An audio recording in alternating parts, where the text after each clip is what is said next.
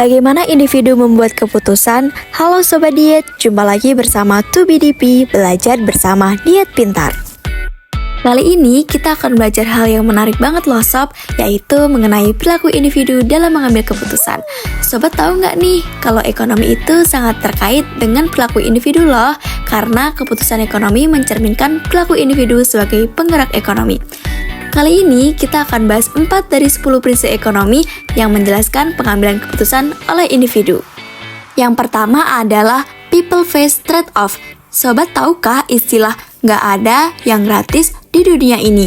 Pepatah ini cukup mencerminkan prinsip pertama yang akan kita bahas. Artinya, ketika kita ingin mendapatkan sesuatu, maka akan ada satu hal yang harus dikorbankan. Inilah yang disebut trade-off sobat, yaitu pengorbanan atas pengambilan keputusan dari berbagai pilihan yang ada. Contohnya, jika sobat adalah seorang mahasiswa, maka sobat memiliki beberapa pilihan dalam mengalokasikan sumber daya yang paling berharga bagi sobat, yaitu waktu. Misalnya, sobat bisa menghabiskan seluruh waktu untuk belajar ekonomi, atau sobat bisa menghabiskan seluruh waktu untuk belajar matematika, dan sobat juga bisa memilih menghabiskan seluruh waktu yang dimiliki untuk bermain, menonton televisi, dan tidur siang. Nah, setiap jam yang sobat gunakan untuk pilihan belajar, artinya sobat memberikan atau mengorbankan 1 jam yang seharusnya bisa digunakan untuk kegiatan lainnya seperti tidur siang. Itulah yang disebut trade-off sob. Kedua adalah the cost of something is what you give up to get it.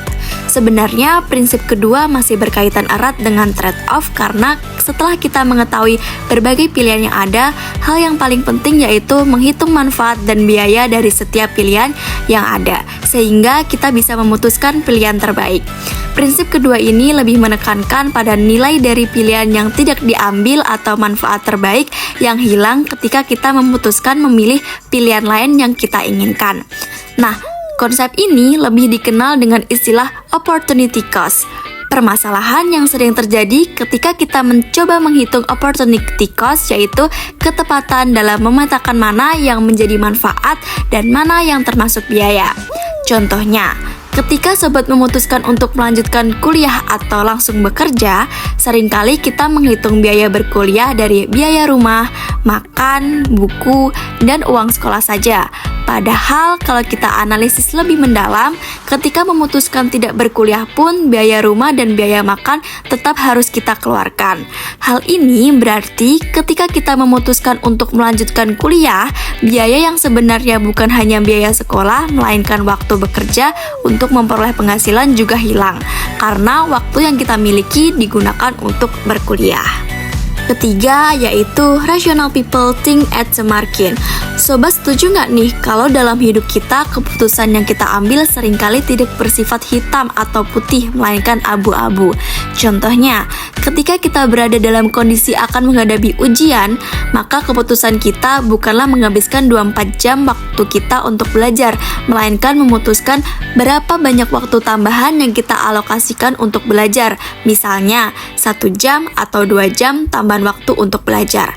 Hal ini menunjukkan bahwa kita melakukan penyesuaian kecil terhadap rencana tindakan kita. Nah, para ekonom seringkali memberikan istilah perubahan marginal untuk setiap penyesuaian kecil yang dilakukan.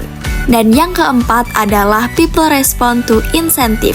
Seperti yang dibahas sebelumnya, bahwa individu cenderung memutuskan sesuatu dengan membandingkan antara biaya dan manfaat. Maka perubahan perilaku individu juga dapat berubah ketika manfaat dan biaya ikut berubah.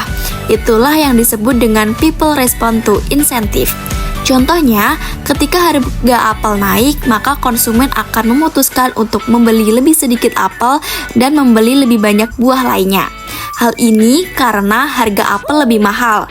Adapun bagi produsen apel akan memutuskan untuk menambah jumlah pekerja dan memanen lebih banyak apel karena menjual apel memperoleh benefit yang lebih tinggi.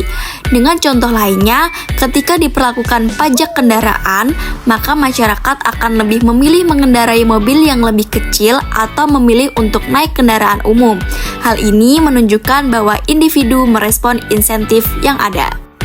Nah, Bagaimana sobat terkait penjelasan mengenai 4 dari 10 prinsip ekonomi yang menjelaskan tentang pengambilan keputusan oleh individu? Jangan lupa subscribe YouTube Diet Pintar ya, dan jangan lewatkan 2 BDP belajar bersama Diet Pintar.